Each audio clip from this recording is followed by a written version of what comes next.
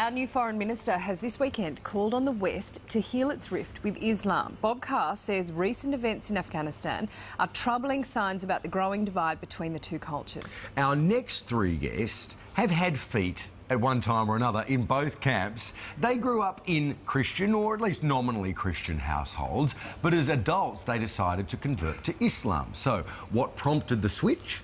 Susan Carland is a lecturer at Monash University in Melbourne. David Stanley is an electrician from Sydney, and Stacey Mohammed is a 25-year-old mum from Brisbane. Good morning to you all. Thanks for joining us. Good morning. Susan, if I can start with you, what prompted your decision to convert to Islam?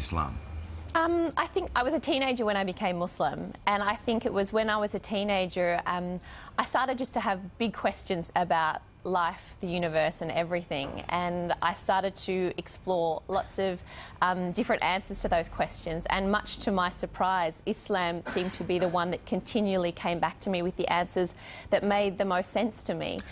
So eventually, yeah, when I was 19 I decided to convert. You say you were nominally Christian beforehand. Was your faith always a strong part of your life?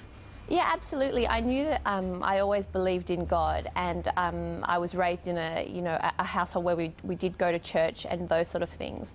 And so it was always a very big part of my life and always a very positive part of my life. But I think when I was in my teens, I just started to wonder if I believed what I did because I thought it was true, or if it's just what I'd been raised to believe. And that's what sort of prompted the outward exploration, I guess. Mm. OK, this is really interesting. David, describe your life before you converted to Islam.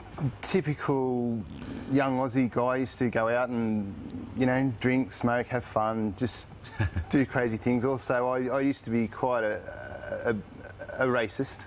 Yeah, right. Yeah, and I didn't like Muslims at all. What did you know about Muslims before you became what I thought I knew about Muslims? OK, so firstly, what I thought of Islam is I actually thought Islam was a place, and Muslims came from this place, and they hated everyone, and whoever wasn't a Muslim, I thought they wanted to convert them, and that was it. They're all from Islamabad. Yeah, pretty much. Yeah. What was the thing that made you go, this thing that I don't know anything about, well, I now want to join up to? I very quickly, within the first minute of a conversation, I very quickly realised that my perception of Muslims and Islam was completely wrong. And straight away I started questioning myself and who I was and who I thought I was, and they were two completely different people. And so looking at you now, I mean, most people have a vision in their heads of what a Muslim man in Australia looks like, and it doesn't look like you. How has your life changed since you converted?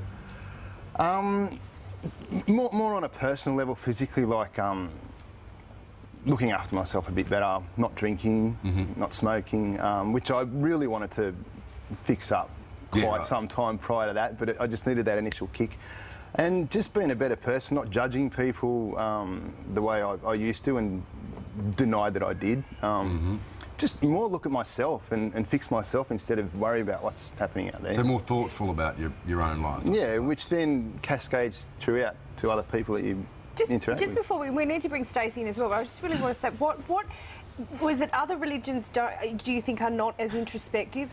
There's obviously not as much focus on health, but they don't force you to be a better person? No, totally not. It just wasn't working for me. Yeah, like I tried, other things, and in my heart it just wasn't sitting right, I'm not saying anything wrong about them, just for me it didn't work. So Stacey, you also had what many would describe as a typically Australian upbringing. Can you tell us about that, and also about how your family reacted, I suppose, when you told them you were planning on converting to Islam?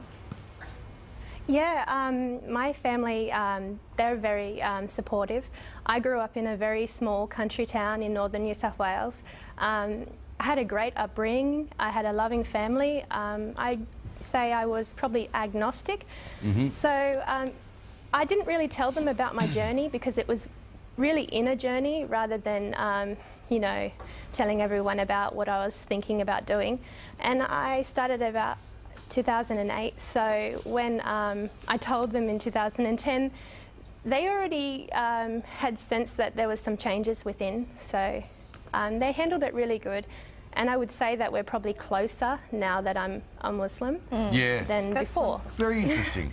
Stacey, when you hear about a terrorist attack that is carried out in the name of Allah, what does that, how does that resonate with you, and how far removed is that sort of behaviour from your actual religion? I feel sad because I would feel sad if any innocent person died overseas or here. Doesn't matter what religion, any innocent person's death is quite sad. But I also feel sad because my religion is misrepresented, and I know in myself what Islam is, but you can't really show that on a 30-second news clip every night. So it's quite complex. And I feel like quite sad because I'm going to be representing Islam and people are going to look at me like I'm linked to terrorism. So Yeah. that's not how I want my life to be and how I want my son's life to be when he grows up. So Yeah. it's quite sad. It's interesting, isn't it? You know, the media and in fact the public, I think, concentrate on the excesses of a particular group of Muslims, Totally right, regards to the treatment of women, for example, regards to you know, terrorist activity. But we don't look at the Irish, for example, who blew each other up for, you know, 100 years and say, oh, it's because they're Christians, they're all terrorists. You know, we don't look at people in the deep south of America who have a very strict attitude towards the place of women in their house and feel fearful of them because of the way they treat their women, you know. I guess it's one of those things. It's about education, isn't it? Totally, Islam did become, you know, post September 11, a religion that Yeah. was not really known about and therefore feared. And then all of a sudden, it's, oh wow, it's all this killing because of Islam, and so Yeah. of course it's going to instill the fear into normal everyday people. I mean, So, you know, I think it's a discussion definitely worth having, and we'll have to have it some other time because we're out of time right now. But yeah, maybe we can discuss next time. You know, where Islam itself sits on those extremities of I guess more a cultural thing than a religious thing. Yeah. Totally. Anyway, look, thank you so much for joining us all this morning, Susan, Stacey, David. Thank you very much. Lovely to have your company. Thank you.